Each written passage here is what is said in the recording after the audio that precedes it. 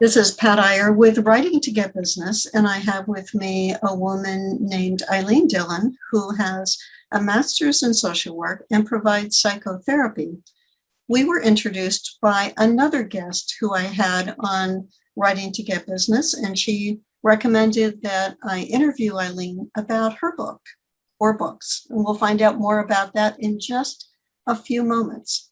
Irene, welcome to the show. Thank you very much, Pat. It's great to be here. We were just joking before we started on the show that I would introduce her as the wandering psychotherapist, because part of Irene's lifestyle prior to COVID was to live in an RV, but her wheels were parked for the last year, and she's now getting ready to take off again. Yes, I can barely wait. Well, let's tell our listener or our viewer about how you got interested in writing your first book. Well, apparently I was interested in writing since I was 16. My sister asked me what I was going to do with my life, and I said, I'm going to write. And she said, what about? And I said, life, but I have to live some of it first. So living some of it has involved being a psychotherapist for now 50 years. And I've written one and published one book. I've been part of 3 other collaborative books. And now I'm self-publishing the book, which is entitled A Way Out, End Manipulation, Stop Being Jerked Around by Toxic, Energy Draining People. Mm-hmm. And I got interested in writing it because of I grew up in the 1950s, and I looked around me, and all the women and girls that I saw were manipulative, and I didn't like it. I now know that if you don't have power, you tend to fall into manipulation. So I have more sympathy, more empathy for people at that time. But I decided I'm not going to be manipulative. No way. And then in my 20s, 19, I got married, and the marriage ended when I was 28. And I began to realize that my husband had used me. He had manipulated me, and I got angry about it. And I thought to myself, I really have to understand about manipulation because I never want to be in this situation again. And I had a number of questions I wanted to ask. But I had just gotten my license as a marriage and family therapist. And so I thought, well, I'll talk with clients that come in and find out how manipulation operates in their lives. And after about 6 months of doing that, I came up with what I now call the first law of manipulation, which is it takes one to know one. Mm-hmm. Okay. So I was rather horrified. I was horrified to think that I was manipulative. And I spent some time looking, what in the world was my manipulation? And what I found was that I had a deep-seated belief that I was not lovable. And here was this man who not only told me he loved me, but he demonstrated it by marrying me. And that was my manipulation. That's how I used his energy to help me feel okay. You know, that is such an important subject. I had a call not long ago with a man who told me that he developed a fine art in learning how to manipulate women. So he could get money, he could get sex.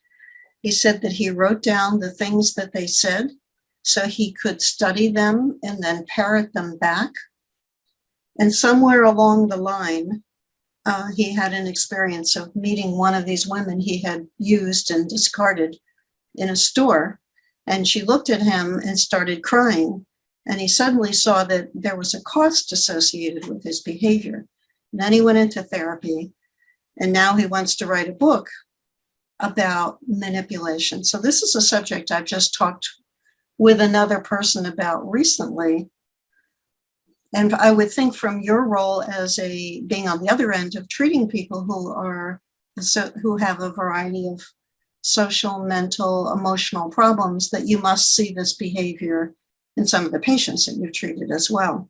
Well, I actually, a part of my book, a big thrust of it is that over the time of studying manipulation, Pat, I've come to the conclusion that we human beings are designed to outgrow manipulation. And one of the things I've been saying lately is most people have not received the memo Mm, because most of us do manipulate. And the thrust of my book is to help people understand what manipulation is all about and then move into eliminating it from their adult lives. We are meant to outgrow manipulation by the time we're adults. And let me define what I'm talking about with manipulation, because there are three things. One is codependence, one is psychological manipulation, and the other is something I've learned to call energy sapping or energy draining. They, to me, are all the same. And they're not a mental illness. There's nothing wrong with people doing this, but it's a relationship issue. And in a relationship, one person uses the energy of another person to help them feel and stay safe, to get what they think they believe they need. Now, the interesting thing is that because of the it takes one to know one, sometimes I would be the perpetrator and sometimes I would be the victim. We tend to trade these roles back and forth. mhm. The man that you described, he obviously set about to do it deliberately. And so he was focused on being a perpetrator. But like me, not knowing that I was manipulating my husband to give me the message that I needed to know I was lovable. And he did that for me for many years. Many of us are manipulating and we're not even aware of it. And so in the book, I'm addressing a number of questions, right? The questions that I had when I first started looking at manipulation, such as when does it start? Why do we do it? And let me just address it starts. Let me just say, give a few answers here. It starts when we're born. Everybody is born manipulative. And the reason for that is because we all arrive here in little bodies and underdeveloped brains, which means we can't function fully in the world. And so we need what I call an agent. We need somebody who will give us food, make us comfortable, keep us safe, keep us clean, change our diapers, that sort of thing. And as parents, we make an agreement that we'll do that. We know that that's part of the deal. So we agree to let children, new arrivals to the planet, use our energy. But then, even at age 2, children start giving us the message that they're ready to outgrow it. A 2-year-old says, "Me do it myself," right? They start wanting to put their own energy through themselves instead of through their agent to be effective in the world. And 2-year-olds can't really do it. But by the time you're 3 or 4, you can get your own glass of water and pull the blanket up over you and get something out of the refrigerator or ask for what you want. So it's at the age of 3 and 4 where we need to start weaning ourselves from manipulation. And there are 3 reasons that we need help from parents. And there are 3 reasons we don't get it. One is that parents don't know they need to help their children with this issue. 2 is that they think it's too much to have a child take responsibility for themselves. But 3, and most impactful, is the parents themselves have not yet weaned themselves from manipulation, and which means that they're afraid of being alone, which means that they don't want to help their children separate from themselves. It might not be conscious, but that's part of it. So I wanted to know how this was done, what if there was something that could be done about it, why human beings manipulate. And that's the stuff of my book. And whether we can stop other people from manipulating us.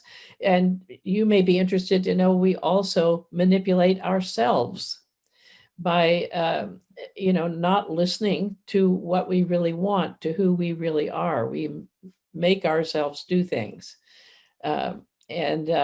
So we can stop it and we can end it. And so my book tells the answers to all these questions and includes what it takes to end manipulation. And the good news for me is that I have been able to end manipulation in my own life, and I have helped a whole lot of other people to end it in their life. So I know it's possible. Mm-hmm. Let's back up to talk about the first book. You told me that you had written a book and then contributed to 3 compilation books. Some people describe the hardest process of going from having never written a book to getting the first one done. What was that experience like for you? Actually, it was pretty easy. I'm just pulling them out so I Very can nice. show you. The first one is Emotions in Motion, Mastering Life's Built-in Navigation System. And then the two of the collaborative books, two of them are on happiness. This is a happiness one. It's with the Wellness Universe, the Wellness Universe Guide to Self-Care. This one is self-care and this one is happiness. Uh-huh. So the first book was easy to write. As you pointed out, I've been living in my RV for 3.5 years before I stopped and COVIDed in place, is what I call it. And I was in a campground in Arizona during the winter, and it was pouring rain all week long. So there wasn't anything else to do. I wrote 175 pages of my book during that week. Nice. It just poured out of me. Yeah. Now, the idea is that I'm writing about things I've been talking with people about, or teaching, or doing seminars, or whatever, for 35, 40, 50 years, right? So I already have somebody asked me about this recently. I already have a sense of the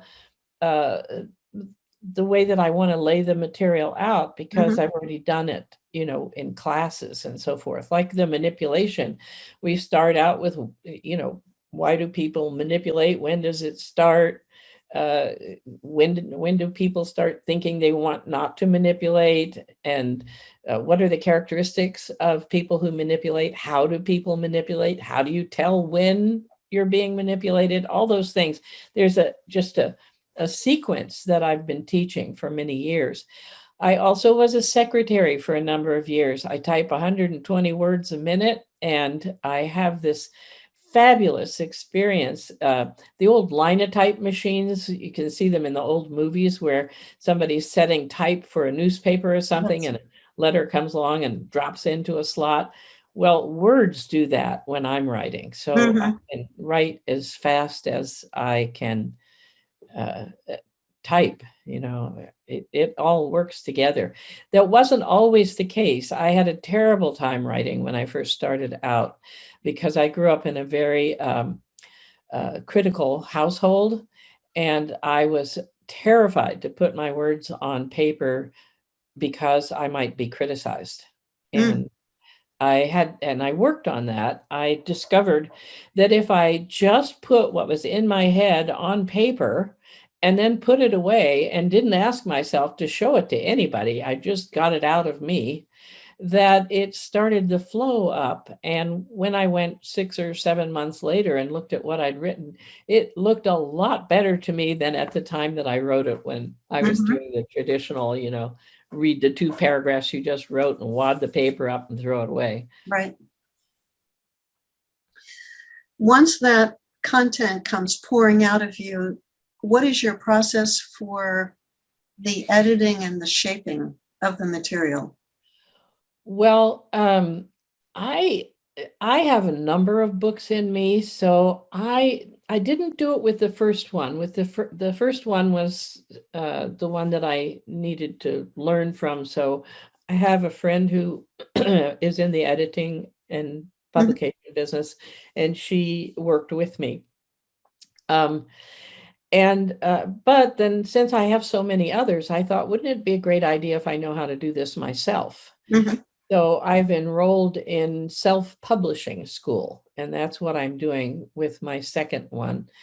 And they're really wonderful. They have vetted editors and cover designers and all kinds of people set up that you know, of course, it does cost money to do it.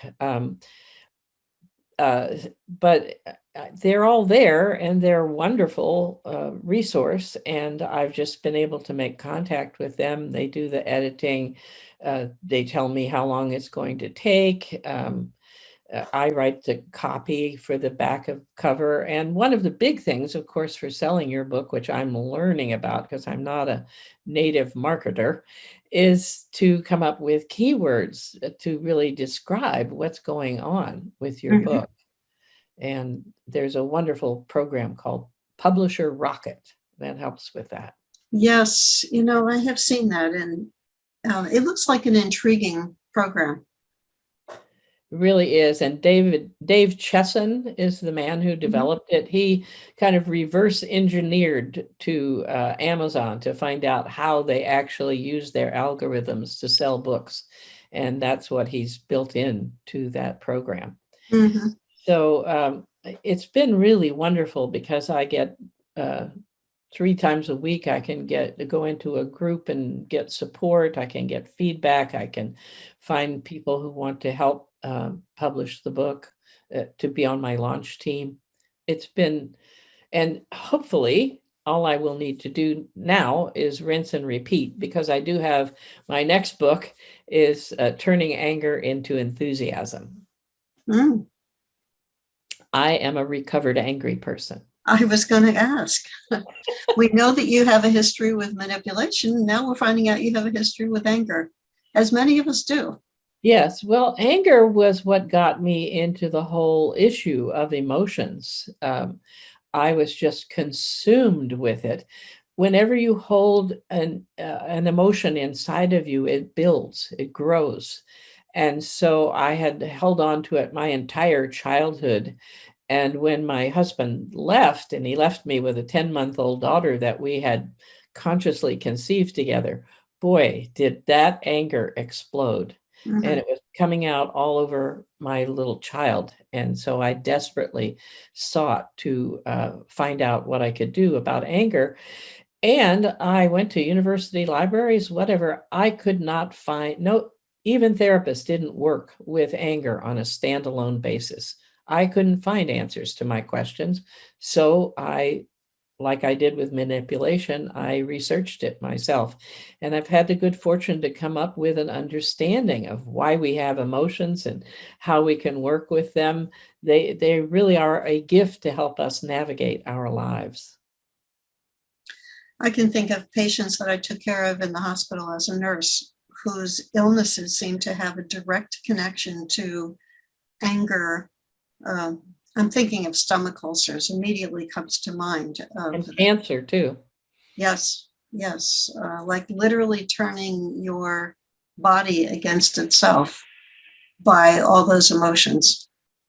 Yes, which is what tickles me so much that I'm now 78 years old. I had so much anger and I was able to handle it well enough that I haven't died of some terrible disease in the meantime, and I've got good health and I'm going forward. And I'm so excited. You know, I've through this whole process, I've learned one of the big things I learned is that our earth is a big giant school and we've all come here to learn and grow.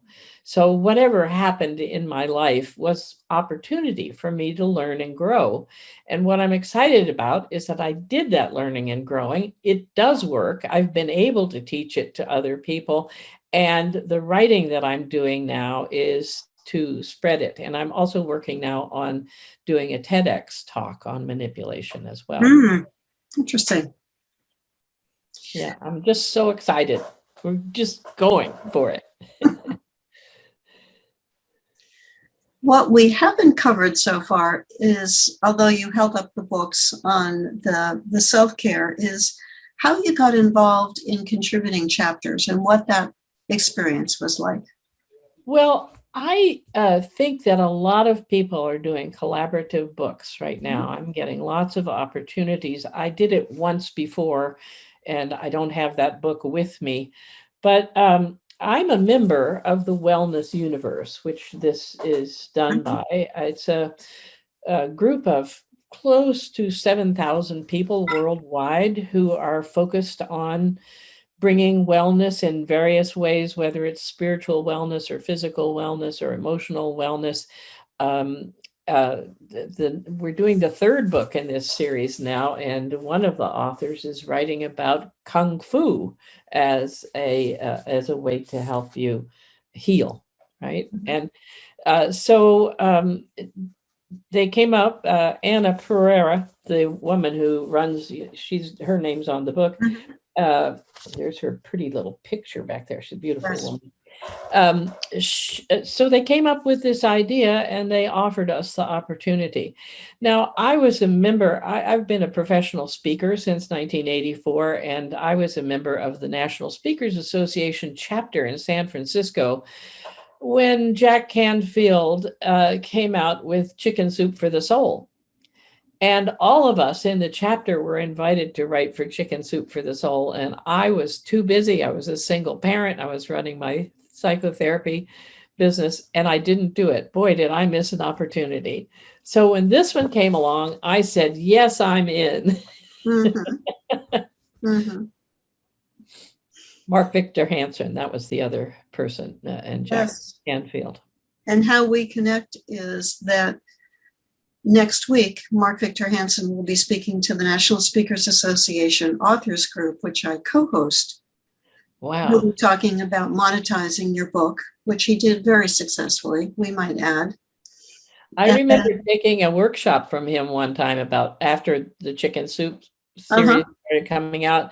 And the thing he said is, there's no point in writing a book unless you intend to make at least $1 million. I think he's made at least $1 million on those books, all of the multiple books as part of that theme. Yes. Yes.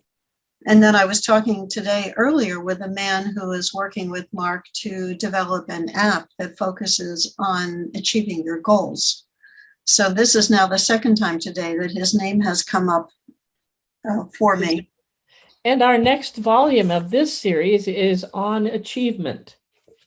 And I'll be writing about procrastination. Oh, one of the evils of our personalities that can keep us from achieving our goals. It can, but it's pretty simple to resolve, I think. And you'll have to read her chapter to find out how she does it. The chapter in this book is called The Dalai Lama's Smile. And it's about the Dalai Lama, was displaced and he had no country. And yet every time you see him or you see a picture of him, he's smiling. And I learned a lot from him. That smile. It sounds to me like you have at least one more book in you. Do you have any additional ones after addressing anger? Oh, yes. Well, when my marriage broke up and I had this child that I talked about earlier, I ended up sitting down with myself and saying, what's important in raising a child? And it turned out that I created a new way or an evolved way of parenting children that I call conscious parenting. So I have a book on that. I have guilt is an emotion that actually is not a real emotion. And so I have a book that I'll be writing on guilt and remorse. Remorse is the real emotion and guilt is the synthetic one. You name the emotion, I've got a book for it. I like your spirit. Thank you. Thank you. Go ahead. Do you have any advice or suggestions for somebody who's listened to this, who is wondering Is it worth the effort to put together a book? What has that done for you in terms of accomplishing all of these books and yet more that are still tucked away, ready to be revealed? Right. Well, I think everybody is motivated differently about writing. I know a man named Tom Bird who believes he teaches writing, and he believes that everybody has a book in them. And it's about sharing your life, sharing yourself, sharing your interests that could help other people. It's a way for us to help other people. And it also helps me because I'm able to get that information out and share it. The thing that most people don't seem to realize is that you don't really get rich off of a book unless you're Mark Victor Hansen, of course. No, most people don't get rich off of a book. What it does is open up. Like I said, I'll be doing a TEDx talk.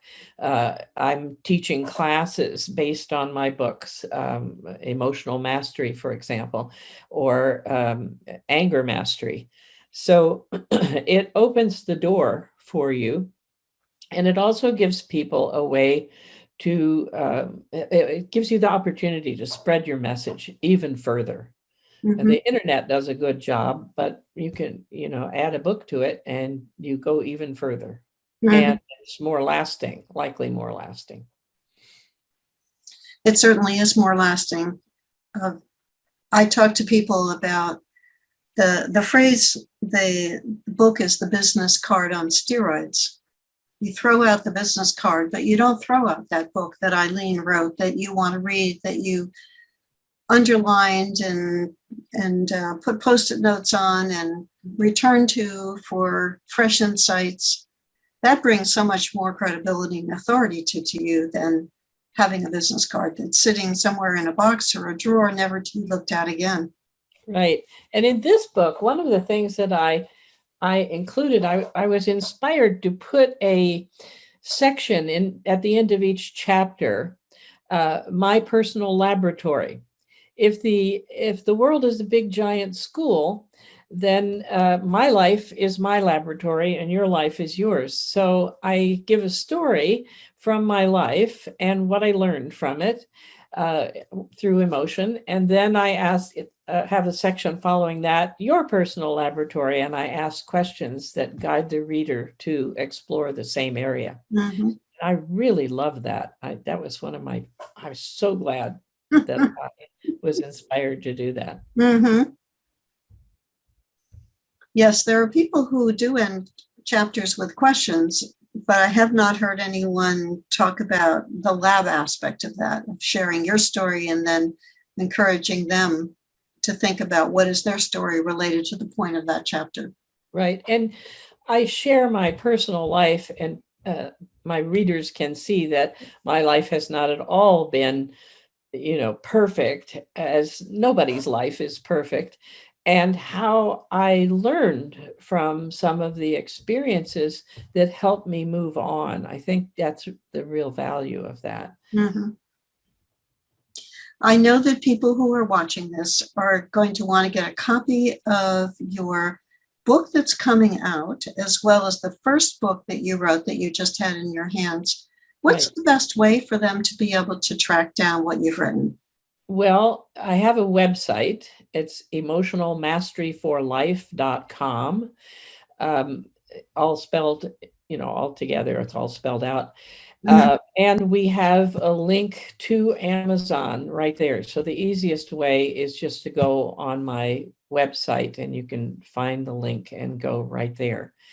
I also wanted to say that on May the 4th at 5 p.m. Pacific time, anybody who gets my book on manipulation, it's coming out in April, I'm going to hold a question and answer time.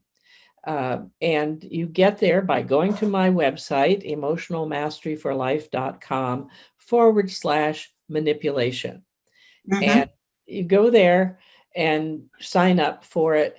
And you can come after you've read the book or looked at how manipulation works in your life, and we can talk about whatever is still puzzling or where you feel more challenged. And Mhm. that'll be probably an hour and a half, I think I'll do. Okay. Well, some people will be watching this program after that event has occurred, so knowing your website address is very helpful. And if they do see this particular podcast, which we're planning to release around the time that your book comes out, that'll be a great combination. Yes, and I'm so glad. I'm so happy to be talking about this. I would really like to see the whole world, all of us adults, free of manipulation. We're going through a major time of change now. So why not change to eliminate manipulation and substitute love and caring and honesty instead? Mm-hmm.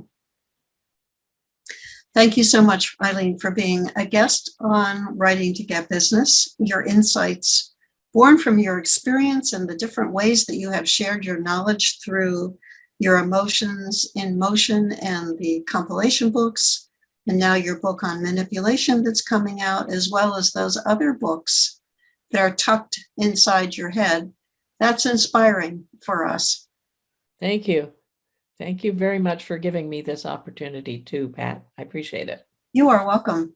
And for you who is watching this program, please be sure to tell other people about this podcast, Writing to Get Business.